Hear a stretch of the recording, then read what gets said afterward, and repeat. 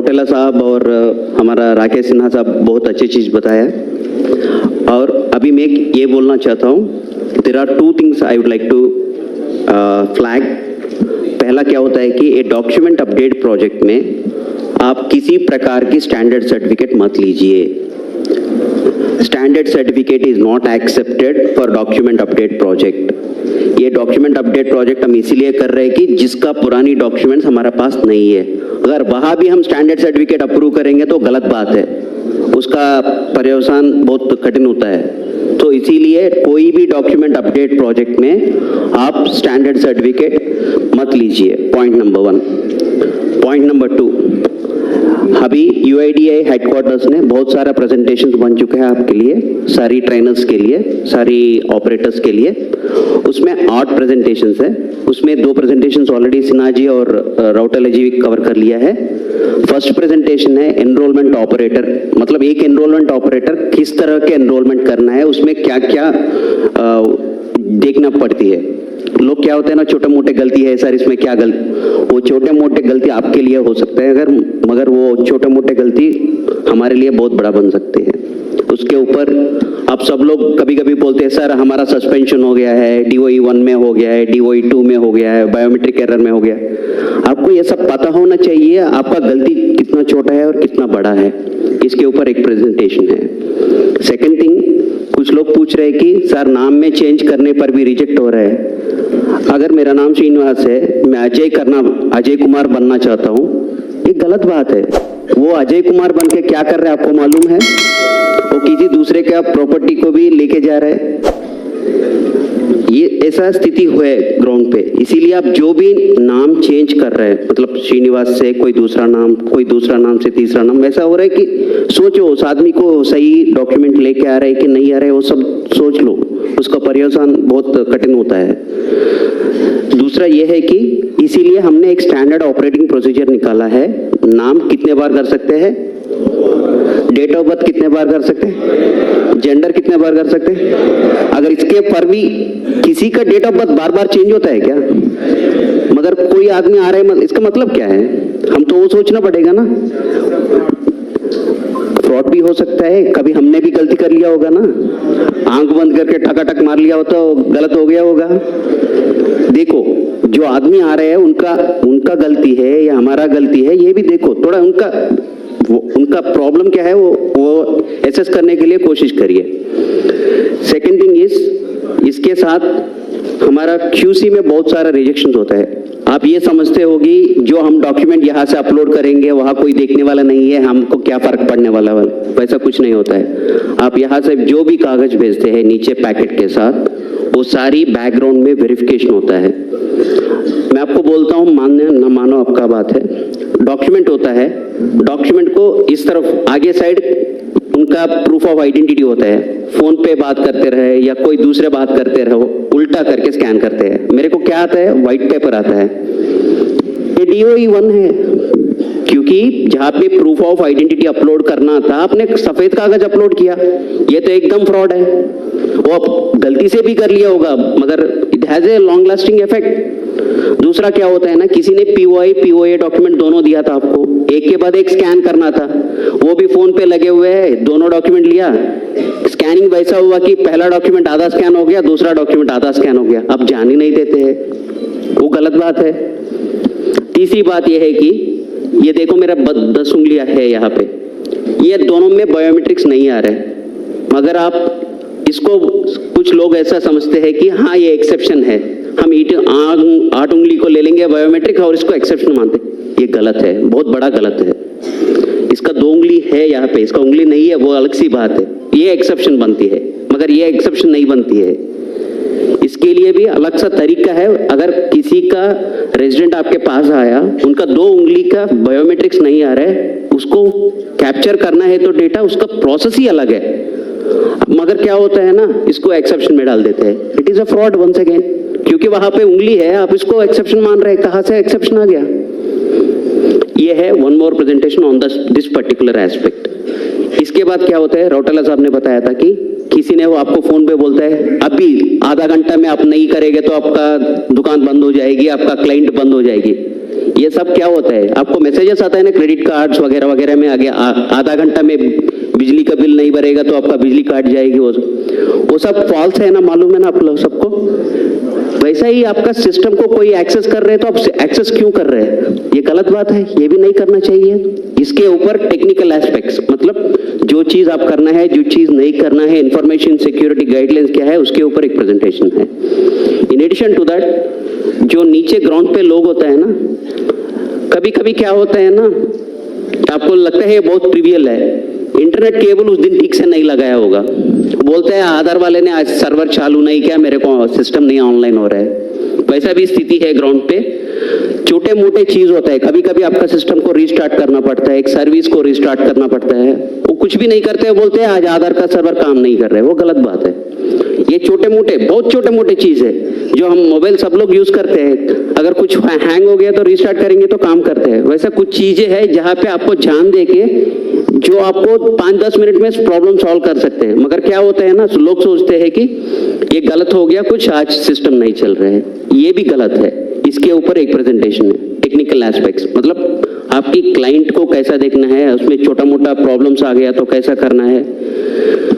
तीसरा प्रेजेंटेशन ये है कि आपको हर दिन जीपीएस आपको सिंक करना होता है।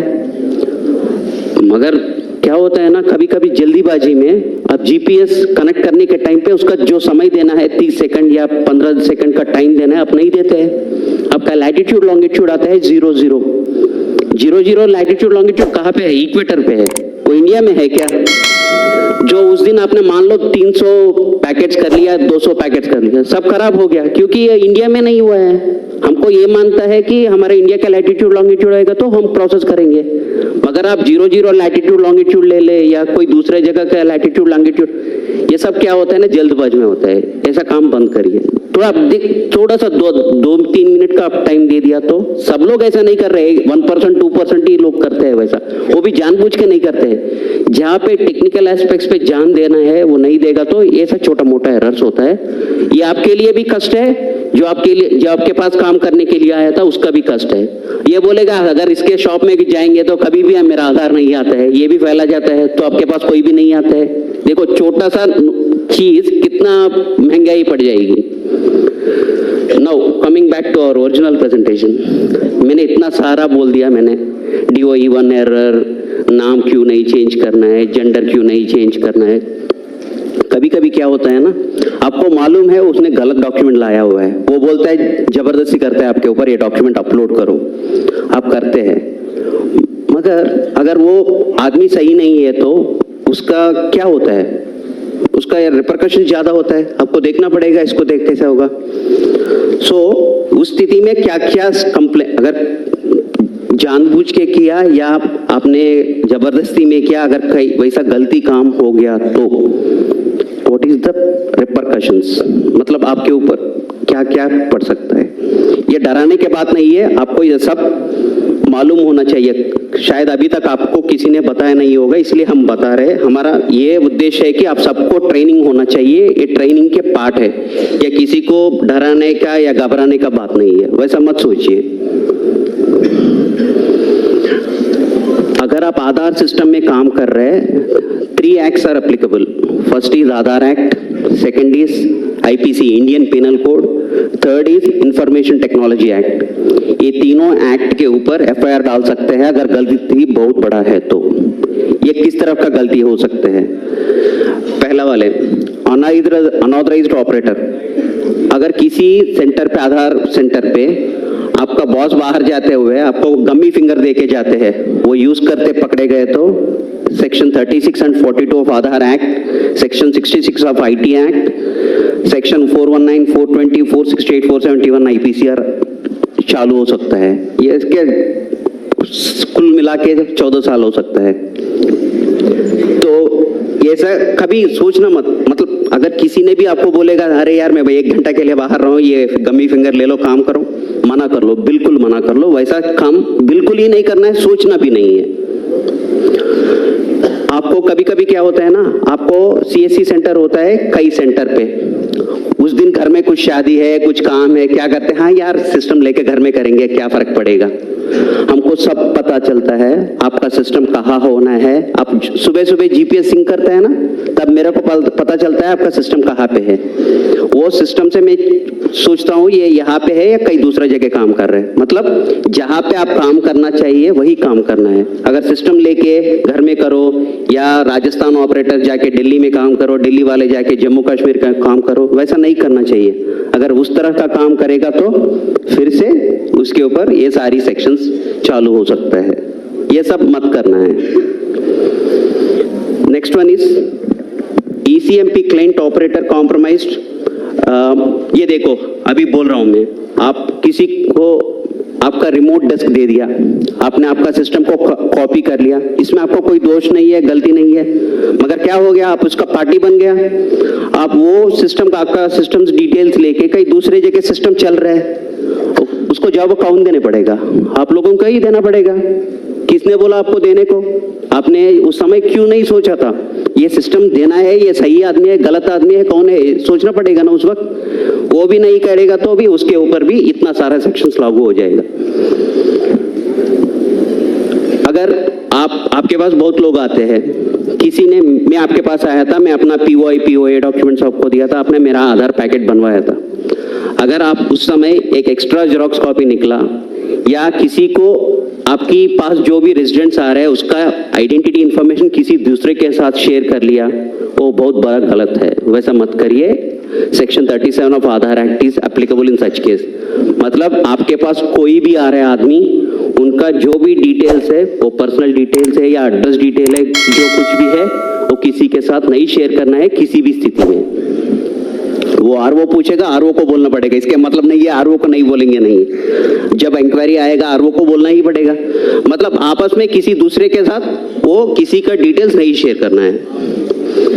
अभी तक सर ने बताया कि फोन करेंगे हम, अगर 5 लोग बोलेगा कि हाँ ये ज्यादा चार्ज कर रहे हैं, हाँ हो जाएगा, डिसएसोसिएशन हो जाएगा, सस्पेंशन हो जाएगा, फाइनेंशियल पेनल्टीज लग जाएगी। ये सब क्यों करना है? जब आपको सरकार ने नोटिफाई किया था इतना ही पैसा लेना है, उतना ही पैसा ले लीजिए ना। अगर एक भी रुपए ज्यादा ले लिया उसके पर्यवसान के ऊपर, ये देखो section 42 of the Aadhaar act will be applicable on that. ये सब सेक्शंस, इसका सजा वगैरह वगैरह सब आपकी आधार का जो किताब है ना, छोटा किताब है ना, उसमें सारी इसका इंफॉर्मेशन मिला है। ये देखो, appropriating the identity of an Aadhaar number holder by changing or attempting to change the demographic or biometric information of an Aadhaar number holder। ये मैं वो ही बोल रहा हूँ। किसी दूसरे का आधार व्यक्ति का, मान लो मेरा नाम श्रीनिवास है, मेरा आपको मालूम है मेरा नाम श्रीनिवास है, कोई मैं आके आपको बोला अरे यार मेरा नाम श्रीनिवास से कुमार राकेश सिन्हा कर लो, मैं कुछ काम करना है उसके नाम पे बोल के बोलेगा, तो आप उसमें पार्ट मत लेना। वो सारी वैसा ट्रांजैक्शंस को, सस्पिशियस ट्रांजैक्शंस है, उसको एंकरेज मत करो और से strong on such transactions and don't encourage such transactions. उसका बहुत बड़ा असर हो जाता है। दूसरा ये है कि pretending to be an agency unauthorised to collect identity information of a resident. आप CSC पहले था, अभी किसी के कारण से आपका डिसकंटिन्यूएशन हो गया है, आप लोगों को ये मत बताना कि हाँ अभी भी मैं आधार का ऑपरेटर हूँ, मैं काम कर सकता हूँ, आपका ये करवा सकता हूँ, वो करवा सकता हूँ बोल के मत बताना। अगर वो भी करेगा वो भी गलत है, उसका भी पेनल्टी 3 साल की है सजा है और 10,000 की पेनल्टी है। और दूसरा ये है कि intentionally transmitting information collected during enrolment authentication to unauthorised person. मतलब आप पहले भी वही बताया था, किसी के साथ आप इंफॉर्मेशन शेयर करेगा तो 3 साल की सजा और 10,000 का पेनल्टी, कभी कभी 1 लाख की पेनल्टी भी हो सकता है कंपनी के ऊपर, अगर कंपनी इन्वॉल्व है तो उसमें। ये unauthorised access to central identity data repository, मतलब कोई दूसरा की तरफ से कंप्यूटर के साथ कोई सॉफ्टवेयर, डुप्लीकेट सॉफ्टवेयर यूज करके जो भी करेगा वो सब ऑलरेडी एक्ट में इंक्लूडेड है। अगर कोई भी इसमें जानबूझ के या गलती से भी आप इसमें इन्वॉल्व हो गया तो इसका पर्यवसान बहुत अलग सा है। इसलिए अब जो भी इंटेंशनली और intentionally don't get involve in that activities. अगर जो भी टैंपरिंग ऑफ डेटा करना चाहते हैं, मतलब डेट ऑफ बर्थ मेरा है 2005, मैं आपको बोलता हूँ 2010 करवा लो भाई। अगर वो कुछ प्रोसेस में कुछ करना शुरू कर लिया, वो भी बड़ा imprisonment up to 10 years in such cases, वो वैसा मत करिए।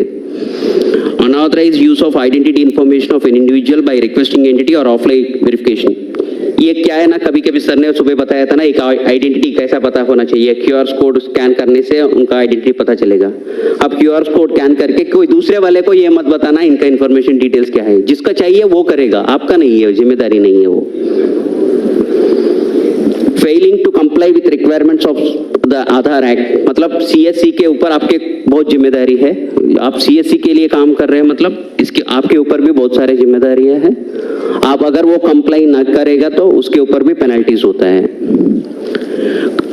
इन एडिशन ऑल दीज थिंग्स, कोई भी तरफ का एक्सप्लिसिटली नहीं डिफाइन किया हुआ है, कोई भी गलतियां है जिसमें एक्शन करना है उसका भी इम्प्रिजनमेंट पनिशमेंट है। ये आपको सबको पता होना चाहिए, क्योंकि इतना बड़ा प्रोजेक्ट कर रहा है, इसमें कष्ट भी होते हैं और हमारा इसके लाभ भी होते हैं। लाभ हम सबको मालूम है, कष्ट और नष्ट भी सबको मालूम होने से क्या होता है, हम ठीक से काम कर पाएंगे। जो हम सोचते हैं छोटे मोटे गलतियां है, वो छोटे मोटे नहीं होते हैं, उसका असर बहुत अलग सा होता है। अब तक तो मैं आधार एक्ट का पेनल्टीज बताया था, आधार एक्ट के साथ आईपीसी पेनल्टीज भी चालू होता है कभी कभी। पनिशमेंट फॉर क्रिमिनल कॉन्स्पिरेसी, अगर किसी ने स्टैंडर्ड सर्टिफिकेट दुकानदार वाले से ये करके, हाँ वहां जाके स्टैंडर्ड सर्टिफिकेट लेके आइए, आपका आधार अपडेट बन जाएगी बोलेगा, वैसा एंकरेज करेगा तो वो भी अलग सी बात है। Whomsoever is party to criminal conspiracy to commit an official offense punishable with death or rigorous imprisonment, कुछ भी हो सकता है। तो पढ़ लीजिए, अंग्रेजी पढ़ लीजिए, ये सब इंटरनेट में भी आपको मिलता है। आपको बस ध्यान देना है, अगर इसके ऊपर आप गलती करेंगे तो उसका पर्यवसान क्या होता है। Section 419, punishment for cheating by personation, अगर आप किसी का नाम लेके जाके आधार में आपको ना डिटेल्स अपडेट करके, मैं वही बोल रहा हूँ ना, मैं श्रीनिवास हूँ, राकेश कुमार सिन्हा बनना चाहता हूँ, वो चीटिंग है। अगर वो भी आप भी जानबूझ के या बिना जानबूझ के भी आप उसमें शामिल हो गया, उसका पर्यवसान सीरियस होता है। 420, ये सबको मालूम है 420 का केस क्या होता है। गलती जो भी किस तरफ की भी गलती करेगा तो वो 420 में आता है। 467, फोर्जरी ऑफ वैल्यूएबल सिक्योरिटी, मतलब आप फोर्जरी करो या डॉक्यूमेंट को, कुछ लोग क्या कर रहे हैं कि जब आशीष हमारा क्यूसी मैनेजर वो यहाँ पे है, लंच के बाद वो एक क्यूसी के ऊपर कौन सी एरर्स होती है वो सब बताते हैं। वो आपके पास बर्थ सर्टिफिकेट लगे एक आदमी आता है, मगर बर्थ सर्टिफिकेट में डेट ऑफ बर्थ में व्हाइटनर लगा के डेट ऑफ बर्थ चेंज किया है, मतलब डॉक्यूमेंट इज टैम्पर्ड। उस डॉक्यूमेंट को एक्सेप्ट ही नहीं करना चाहिए था, मगर लोग देखते ही नहीं है, ध्यान नहीं देते हैं, वो स्कैन करके अपलोड करते हैं, वो DOE 1 में आते हैं। मतलब जो गलती कर रहे हैं उनके साथ आप उनको सहायता कर रहे हो, क्योंकि डॉक्यूमेंट में जब व्हाइटनर लगा के डेट ऑफ बर्थ और नाम चेंज किया हुआ है, आप उस डॉक्यूमेंट को क्यों एक्सेप्ट कर रहे हैं? एक्सेप्ट नहीं करना चाहिए था। ये भी 468 वही वे forgery, the intention of the forgery is for cheating, उसके लिए पनिशमेंट है। 471, using a genuine forged document or electronic record, मतलब आपको ये मालूम है ये जेन्युइन रिकॉर्ड नहीं है, फिर भी आप यूज कर रहे हैं इसको आधार जनरेट करने के लिए। सर ने बताया था ना सुबह 11% आपका रिजेक्शन हो रहा है, मतलब आप 10 लाख ट्रांजैक्शन कर रहे हैं, उसमें 1,10,000 ट्रांजैक्शन आर गेटिंग रिजेक्टेड, उसमें 9% of the documents are rejected for want of the proper documents, list of applicable documents. आप लिस्ट ऑफ एप्लीकेबल डॉक्यूमेंट्स से नहीं करते हो, कोई दूसरा डॉक्यूमेंट लेके करते हो, that is a serious offence. In addition to that, जो मैंने बोला था ना, वो white paper scanning, dual scanning of 2 papers एक साथ, जो टैम्पर्ड डॉक्यूमेंट, कभी कभी नाम में गैजेट नोटिफिकेशन भी एडिटिंग कर रहे हैं एडोब फोटोशॉप के साथ। अगर कोई भी आपके पास गैजेट नोटिफिकेशन लेके आ रहे हैं, आप देख लो वो सही है कि नहीं है, क्योंकि लोग उसके भी फोटोशॉपिंग करके आ रहे हैं। थोड़ा ध्यान से रहिए, वो बहुत बड़ा ये पंगा हो जाएगा। आप जो भी डॉक्यूमेंट, कोई भी प्रकार के डॉक्यूमेंट लेके आपके पास आ रहे हैं, specially name change, date of birth change, gender change का कोई भी आ रहा है, अगर वो कोई भी डॉक्यूमेंट लेके आ रहे हैं और उनका एक्सेप्शन हैंडलिंग प्रोसेस में आ रहे हैं, मतलब उनका इंटेंशन सही नहीं होगा। कभी कभी आप देख लीजिए उनका डॉक्यूमेंट सही है कि नहीं है, अगर आप संतुष्ट नहीं है तो आप सीधा बोल दीजिए कि सर ये डॉक्यूमेंट से मेरे दुकान में नहीं होगा, मेरे सेंटर में इसका अपडेट नहीं चलेगा। सीधा बताइए, कोई गलती नहीं है उसमें। मगर आप जहाँ आप फील होते हैं कि ये डॉक्यूमेंट करने से मेरे को कोई अच्छा नहीं लग रहा है, मेरे को कुछ डाउटफुल लग रहा है, सस्पिशियस लग रहा है, आप उससे दूर रहिए ना, उसमें इन्वॉल्व ही मत हो जाइए उसमें। हमने अभी तक आधार एक्ट का कानून का सेक्शन सुन लिया, आईपीसी का सेक्शन सुन लिया, अभी है आईटी एक्ट। ये तीनों एक्ट एक ही साथ लागू होता है। अगर किसी ने गलती किसी प्रकार की भी कर लिया तो तीनों एक्ट एक ही साथ लागू हो सकता है। Section 65 tampering with computer source document, मतलब वही है, कंप्यूटर में स्कैन करके अपलोड कर रहे हैं, वही है। सेक्शन 66 कंप्यूटर रिलेटेड ऑफेंसेस, ये वही है। कंप्यूटर के साथ अगर किसी ने डुप्लीकेट सॉफ्टवेयर बनाया, उसके ऊपर काम कर रहे हैं, वो भी एक सेक्शन है। Punishment for sending offensive messages through communication service, आप कभी कभी देख लिया होगा व्हाट्सएप ग्रुप्स में या यूट्यूब वीडियोस में देखा होगा, आप मेरे को 500 रुपए दे दो और मैं आपका डीओ भी अपडेट करवा लेता हूँ, मैं आपका आधार कार्ड पीवीसी कार्ड बनवा के दे देता हूँ। बहुत सारे वेबसाइट चलता रहते हैं, उसमें आप प्रमोट मत करिए। आप उस वैसा मैसेज कुछ भी आया आप आरओ को रिपोर्ट करिए, ये आपकी जिम्मेदारी है। वैसा कोई फेक वाला वेबसाइट या एसएमएस या व्हाट्सएप टेक्स्ट मैसेज चक्कर मार रहे तो आपको जिम्मेदारी है आरओ को इन्फॉर्म करने के, क्योंकि वो इन्वेस्टिगेट करके उसके जो भी एक्शन लेना है वो करेगा। जब तक आप नहीं बताएगा तो, क्योंकि हमको भी सारी चीजें नहीं मालूम पड़ता है, आपका जिम्मेदारी भी है हमको बताना है ऐसा काम चल रहा है सर, इसको थोड़ा देख लीजिए सर, ये डाउटफुल केस है। This is one more section. Another section is 66B punishment for dishonestly receiving stolen computer और कम्युनिकेशन डिवाइस। अगर किसी ने आपको बोला है कि आधार किट, आपको मालूम है आधार किट जिम में मिलता है, अगर किसी ने आधार किट कहीं दूसरे जगह से लेके आपको बोल रहे कि ये 1 लाख का किट है, मैं आपको 10,000 में दूंगा, लेके काम कर लो, तो मत करो वैसा, वो भी इसमें पड़ सकता है। Section 66C punishment for identity theft, मैं वही बोल रहा हूँ ना, श्रीनिवास बन गया अजय कुमार, वो तो अलग सी आइडेंटिटी थेफ्ट की बात है। वो मेरा आइडेंटिटी बदल रहा हूँ, किसी का आइडेंटिटी लेके किसी को दूसरे को दे रहा हूँ, कोई डेथ पर्सन का आइडेंटिटी लेके कोई दूसरे को दे रहा हूँ, ये सब थोड़ा देखना पड़ेगा। Punishment for cheating by impersonation using computer source, बस वही है, कोई कंप्यूटर का डॉक्यूमेंट लेके, कंप्यूटर के हिस्सा लेके हमने किसी का आइडेंटिटी चेंज करने का, बदलाव करने का कोशिश किया तो that is a very punishable, seriously punishable offence. बस इतना ही है।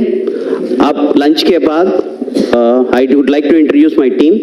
Miss Kirti is there. She is the master trainer. She will be taking care of all the enrollment operations and the standard operating procedures and the exception handling processes after lunch. She will be handling it.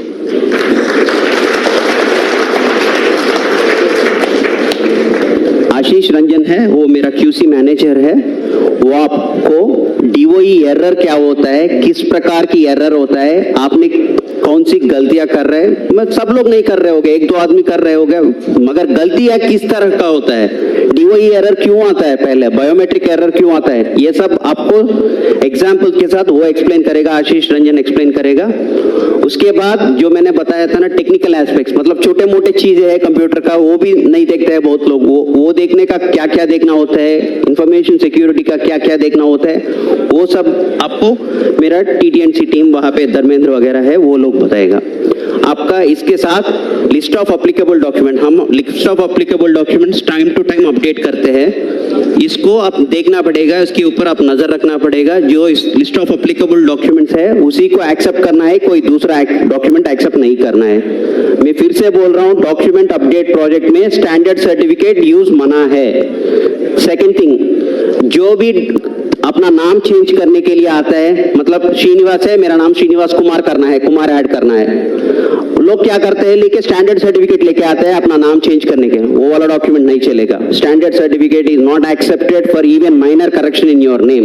आपका कोई document, आपका नाम सरकारी वाला जो भी document है वही लेके आना है।